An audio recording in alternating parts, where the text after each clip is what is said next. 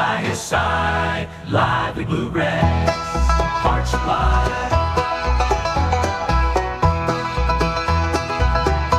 Funny, he doesn't look like Sheriff Miller. Hey, you know, more like Joe yeah, Bechaz. I know. But you know, good morning, Bob. 2 days in a row again. God has gifted us a beautiful day, hasn't He? Yeah. This is the day the Lord has given us to enjoy.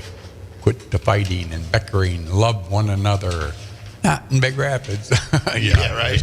There's a lot of love in Big Rapids. We're very fortunate. In fact, I have a couple people on today that are positive people. And my guest this morning has been a friend of mine for many, many years. And the older you get, that means a long time. But anyway, she was in the gas station as she frequents, and I'm blessed for that.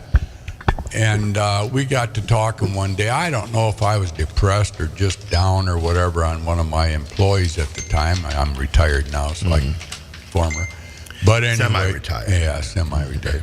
But anyway, I was telling her about it. I says, you know, these kids today, I just, maybe it's because I'm old and impatient, and it's just a changing world, isn't it? And she alluded to that, yeah, it's a changing world, and you have to adapt to it. I told her I'm not going to adapt to anything. I'm old-fashioned. I'm from the old school. She goes, you have to or you're going to kill yourself. And I said, well, then I must going to probably kill myself. No, not really, Bob. I love life. I love life, and every day God has given me another Be the great last day. one, I'm telling you. And anyway, so I'm babbling on again. I do that, Bob, and I apologize to the public. So I'll get on with my show here because she's got a story to tell. Maybe first we should talk to my guy on the right, your left. Like my guest here today says, you have to adapt, Pat. Just adapt. I don't even know what adapt means. It's been July. But anyway, it's been July 3rd ever since I've been here. So the fireworks are always the night before. It's Is never that on. true? I think so. No, they've been on July 4th. what? The fireworks. Not as long as I've been here. It's never been on. No, July I 4th. think Yeah. last year was July 3rd. Yeah, I think we just rush things a little bit too much here. But then again, if somebody has to pass on the 4th, at least you've seen the fireworks on the 3rd. Yeah. But hopefully that's not me. But anyway, he already spoke. Joe Bechaz, our guest. You know, he's been Norm Turner's follow-up on the July 3rd Old Timers game, and we were supposed to have Brad Ancliffe then, which I'm a little disappointed because I think the world of Brad, but not anymore. I did. I used to think a lot of him. He said he and could. Doesn't want him to talk too long. That's his wife. But anyway, that's no line from Bill Shibley. Yeah. But anyway, you know, moving along, let me stop for a minute. Keep your things in your house this weekend. The Shibley clan's coming. I think there's like 28 of them coming. Once a year they come and have a reunion at Bill's and tear our town up. But anyway, why do people have problems? You know, like I was saying on the way out here to Joe, I says, you know, I don't mind anybody that differs with me. I don't hate them. But it sure is funny that the people on the other side hate me for what I believe in. And I go home every night and go to bed at night, and the next day it's the same thing. Why don't we try to just love one another and love each other's opinion? We're not going to change the world in Big Rapids. You know, I don't know why, but is Chris short for Teresa? Good morning, Teresa. No, but everybody calls me Tree. Tree? In Yes. the world. Yeah, everybody, because Really? I'm so tall. Yeah. I'm not. Oh, you're It's- not? I'm Yeah, not. really? It started with the Ferris volleyball players, actually, Yeah. back in the day. I Yeah. drove the bus when He she drove was us. coach. Yep. Well, you're quite an interesting person, and I'm really looking forward to shutting my mouth and let you tell your story. But let's let Joe take 5 minutes here. All right. Well, I'm just here to promote the 38th. Well, thank you, Joe. But anyway, All now right. you no. Go ahead. Is Pete? Yeah, Pete. Yeah. Is Pete here too? All right. Anyway, the 38th annual Mecosta County Area Sports Hall of Fame and Old Timers game. And as probably most of you know by now, Bill Shibley, Brad Ancliffe, Jimmy Haywood, Taylor will be that night, but they'll be later. So Oh, if we you get won't some- be late for the fireworks. Joe, if we have some Republicans and Democrats, we could have fireworks right there at Hemlock Park. Well, I'll see if I can arrange that. No, that's tomorrow night, folks, July 3rd, by the way. Yes. And just to let you know, some of and we only have one so far from Morley Stanwood, and that's Quinn Garrett. Some of our pitchers, you know, as most of you know, we have to have the women fast pitch pitchers pitch for us because there's no old timers that can do that no more. Anyway, Pat is the I'm not sure what we call him, the color commentator, the whatever. And Bob Ulrich is going to help us with the sound system and everything, because Pat does like his mic. Like hear, heard, but not seen. Yes, but Pat does like his mic's working pretty good, and I don't know who did it before, but they weren't that good. So anyway, Bob, thank you for participating again. We appreciate it. Sure But- thing. Okay. That's it? Yeah, well, I can talk Wow. about Jimmy Haywood. That's 3 minutes. I yeah. know you had Cliff. He's got quite a resume.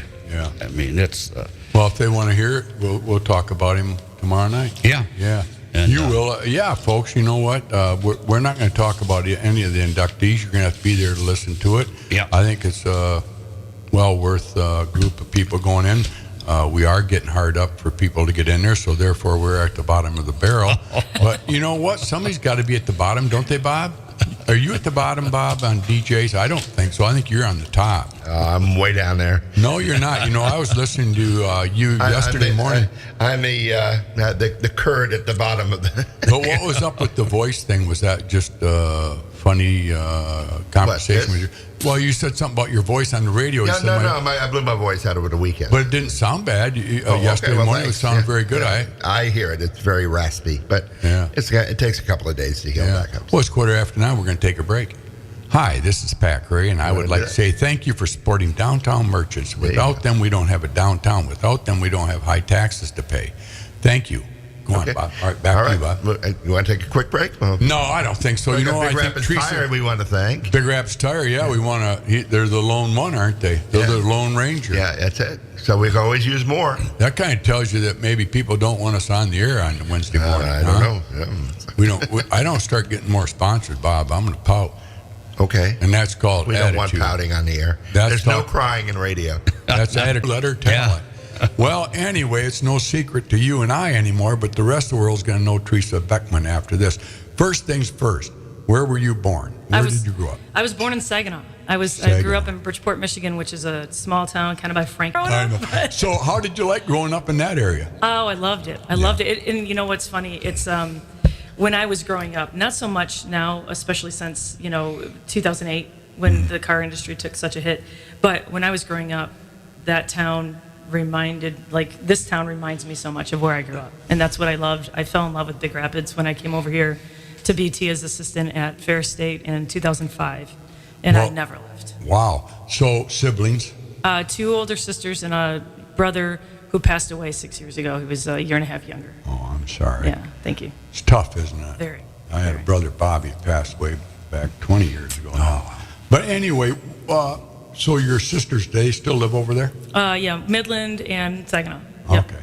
So mom and dad are still around? No, my dad passed away in 2010, and my mom is still over in Bridgeport, actually in the house I grew up. Oh, really? Yeah. Yeah. So you see her a lot? Not as much as I should. But sisters do probably because they're closer. Yeah, they do. Yeah, Yeah. they're there. Does she have family there then? Yeah, most of my family is from around that Farmers or? area. Nope. My dad's family, Munger, Oh, Bay yeah. City, potatoes. Yeah, Yeah. All right. So who was your mentor back in the day? Who did you? D, receiver, tailback. Really? I was so lucky. Yeah, I didn't play.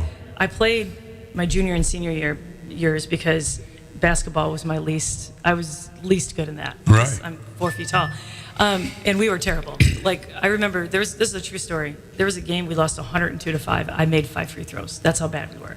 So I was like, really? maybe football. And I always wanted to play football. I just didn't have the courage to socially to do that. Right. And so I just did, and it was well received, and I loved it. It was great.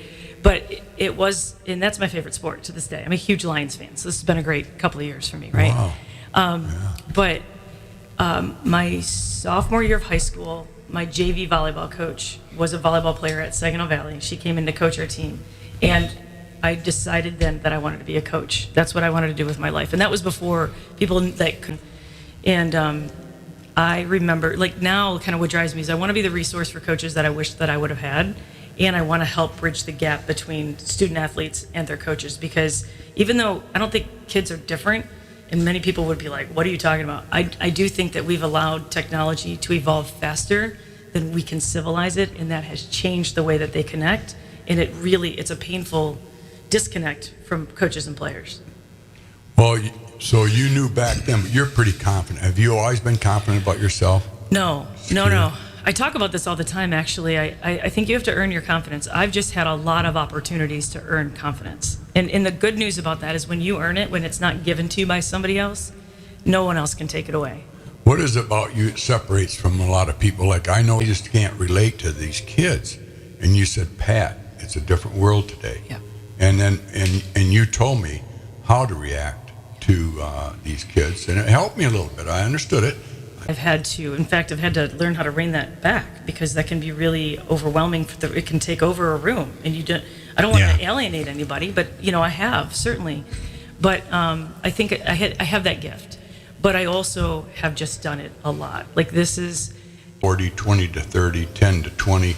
Those groups are all the same, or are they all individual? What? Because yeah, go ahead. The generational cohorts, is that kind of what you mean? Yeah, age?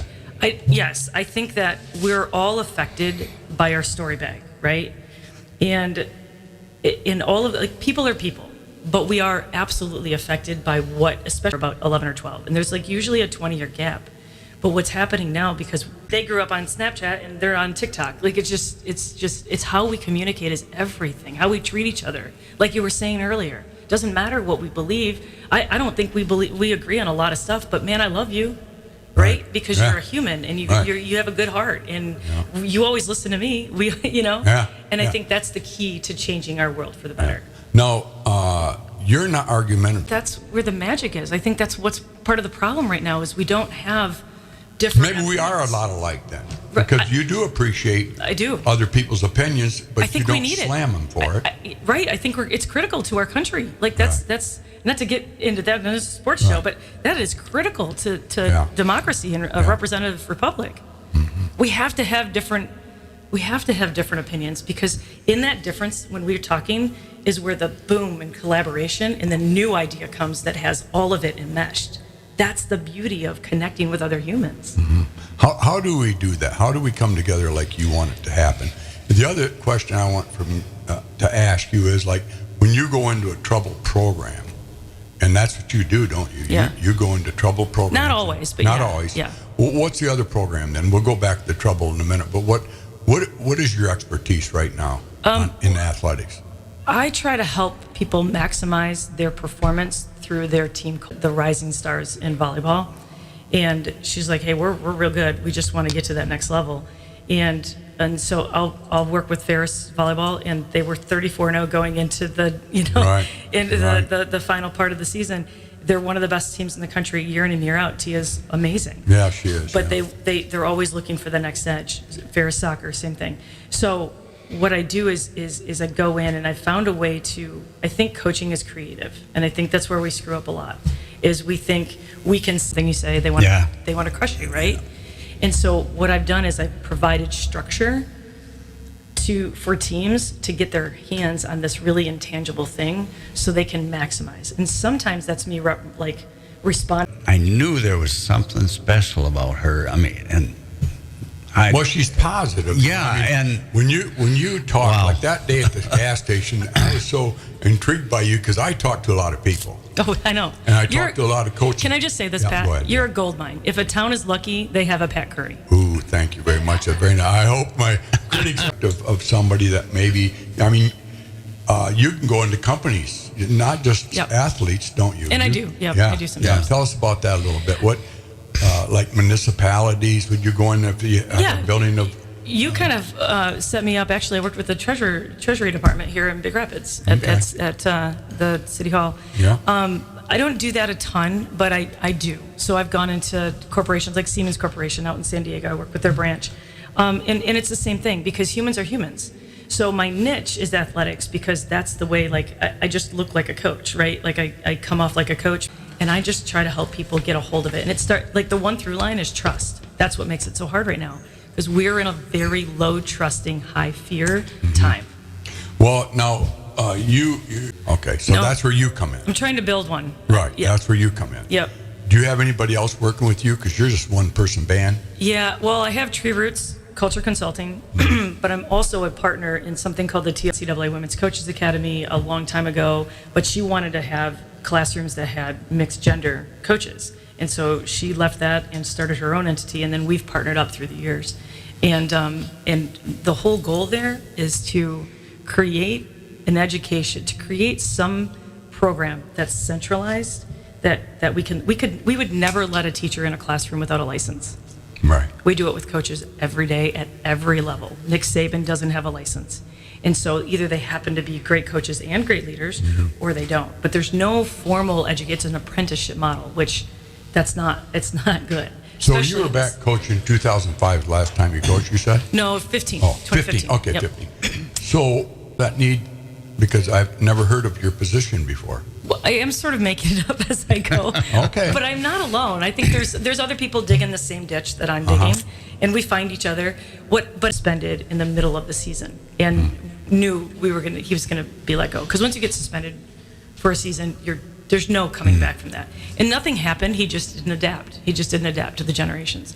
But even before that happened, I had started to have this inkling, like deep inside, this knowing, this, and I finished the season out knowing that I was going to be fired. We had a blast. It was just so freeing to know, like, this is going to be my last season on the coach. Yeah. And I didn't know for sure that I wasn't going to coach again, but I had a strong suspicion. So literally what I did is I just started making this up, and I was like, if I have to get a job, I'll get a job. And it's 10 years later, and I definitely don't have time to do all the things. I can't say yes to everything even now. But you saw a need. I did. And I felt it acutely. Could you have helped that guy that got suspended if he would have listened to you? Say, go back in time. We got a ball here. Okay, now we're going to go back down to 2013. I'm going to work with this guy, and you would have saw him still being there, maybe. I failed him in the moment as his associate head coach. I tried. I saw it. I tried.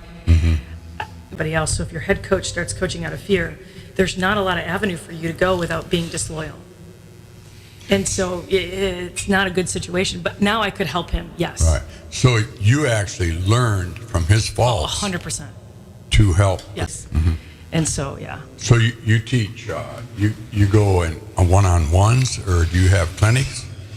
All of the above. Okay. All of the above. So, like, people, ADs contact you to say, I need Sometimes. you to come and help our program here, and it's always a benefit, obviously, but... Newaygo High School. I'll be with their I've worked with them a couple of times, and I'll be with all of their coaches to prepare them for their next school year in August. Really? Yep. That's the closest school I work with. Right, yeah. Well, that's cool. Now that you've been doing it for how many years? 10. So do you have people email you and say, Theresa, thank you. Without you, I wouldn't still be coaching right now, because I understand what I'm dealing with day in, day out. Because it is pretty stressful. Do you think coaching today is the same as it was back when, about him? Listen, Wow. I think that he is the definition. I think there's levels. John Maxwell has a book, The 5 Levels of Leadership. And the lowest level of leadership is positional power over leadership. And that's the leadership that you're seeing challenged a lot right now. And why do we so I think he's a phenomenal coach. I don't think he's a good leader. And how do I judge that? His coaching tree is terrible. Matt Patricia comes to mind. Yes. Right? Yeah, And so, what did you say his coaching what? his coaching tree. So the people that's why I'm kind of rooting for the Chicago Bears, because I think Dan Campbell is a phenomenal leader. He is not power over at all. He is a modern leader, meaning he doesn't rely on his title as the head coach. He's humble, he's compassionate, he's going to hold you to a high standard, but he's not going to do it by demeaning you or shaming you, right? Yeah. And that's the difference. Yeah, go ahead, Bob. We're going to take time out here and thank our sponsor. This program's going on too fast. I shouldn't have rambled on 15 minutes of it. No, because I knew this was going to be interesting. Yes. Go ahead, Bob. When was the last time you checked your tires? At Big Rapids Tire, they know how important it is to keep your ride smooth as well. Don't wait for a blowout, or worse, visit Big Rapids Tire for unbeatable prices, quality, and peace of mind. Big Rapids Tire, Northland Drive, just north of town. Looked at Curries. Hey, Bob again. Bob Aldridge, my sidekick here. Brian Miller couldn't make it today. He's the sheriff of Mecosta County, and probably don't drink and drive. and there's a lot of other safety factors that he wants me to say, but I'll have to get it back on his message that he sent me this morning. But anyway, we got Joe Bechaz with me here, and he talked a little bit about the 3rd of July Old Timers game coming up. If you're not doing nothing, if you are doing something, stop everything and come out. Support these old timers. They're only old for, 20 years, Bob? Really an interesting show. I knew it would be. I've known her for many, many years. I have a lot of respect for her. She's done so many good things. You know, in today's world, there's so much negativity. And I know I've offended people because I've been, you know where Pat's at. He always says what he believes in. And I'm sorry for you to be upset with me out there in Wonder World, but I am who I am. And I think one reason that intrigued me to have Theresa on here is because she understands both sides. And I asked her earlier, I said, well, you're not very argumentative. Well, she says she can be, and if she has to be. But she wants the world to be a better place. And people like her, I just admire because she's a positive girl so far in your life. I've never seen you hurt anybody, but you got quite a unique business going. And I pioneer back in Vermont. But back when I was in high school, we didn't have a girls' basketball team. I think we might have had a tennis team. But cheerleading was where the gals went. Now I look at my granddaughter, Maddie May, and Kate. What do you think changed that movement? What was the movement that changed women to get into sports? Well, I think it started with Title IX. I mean, they had the opportunity. I think that, we're socialized how and that just, I've read the studies. Psychologically, there's a lot of studies on this. And so I think the opportunity existed. And when the opportunity exists, you see what happens. And there's a really exciting movement happening right now. And I think, I think that we all have our own cages because we're all surrounded by, the things that we take in, ubiquitous messaging that you're this or you're that. And so men and boys have their own shame triggers and their own cages, just like girls do. Mm-hmm. To answer your question, I think the opportunity existed